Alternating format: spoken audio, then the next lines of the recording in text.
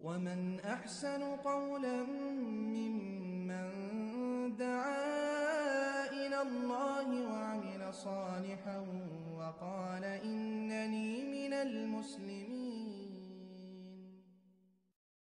ওয়ালাইকুম আসসালাম ওয়া রাহমাতুল্লাহি ওয়া বারাকাতুহু। সম্মানিত ভাই, আপনি জানতে চেয়েছেন নাপাক শুকিয়ে গেলে এবং তাতে হাত পড়লে হাত নাপাক হবে কি না, এবং কাপড়ে কতটুকু নাপাক লাগলে সেটা দৌত না করে সালাত আদায় করা যাবে। আলহামদুলিল্লাহ ওয়াহদা ওয়াসসালাতু ওয়াসসালামু আলা মান লা নাবিয়্যা বা'দা ওয়া বা'দ। সম্মানিত ভাই, অত্যন্ত সুন্দর এবং চমৎকার একটি প্রশ্ন করেছেন। নাপাক যদি একেবারে শুকিয়ে যায়, চাইটা যে কোনো ধরনের নাপাক হোক, যদি একেবারে শুকিয়ে যায় এবং হাত পরাতে অথবা সেখানে শরীরে কোনো অঙ্গ লাগাতে যদি সেটা শরীরের মধ্যে না লাগে এবং যদি এটার গন্ধ অনুভব না হয়, তাহলে সেটা ধৌত না করলেও হবে। কারণ উপরে শুকিয়ে ধুলাবালি এবং পর্দা পরার কারণে সেটা যেহেতু নাপাকি দূর হয়ে গেছে, এই কারণে শুধু হাত পড়লে এবং নাপাক অনুভব না হলে এবং গন্ধ না যদি অনুভব হয়, তাহলে তার হাত না ধুলেও তার জন্য যথেষ্ট হবে। আর যদি হাত পরার পর যদি সেখান থেকে ময়লা লাগে অথবা গন্ধ অনুভব হয়, তাহলে তাকে অবশ্যই হাত পরিষ্কার করে নিতে হবে।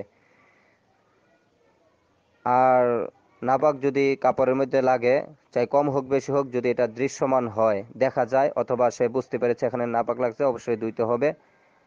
কারণ আল্লাহ রাব্বুল আলামিন বলেছেন, ওয়াসিয়াবাকা ফাতাহহির, তোমার কাপড়কে তুমি পবিত্র করো। সূরা মুজাম্মিলের মধ্যে প্রথম দিক দিয়ে এসেছে। তো অবশ্যই যদি নাপাক দেখা যায়, কম হোক অত বেশি হোক, তাহলে পবিত্র করতে হবে, সে নাপাক ধৌত করতে হবে। যদি নাপাক এমন কম হয় যে সে জানে না অথবা তার শরীরে যে নাপাক লেগেছে সে এটা অনুভব করতে পারেনি, তাহলে সেটা আল্লাহ রাব্বুল আলামিন ক্ষমা করে দিবেন।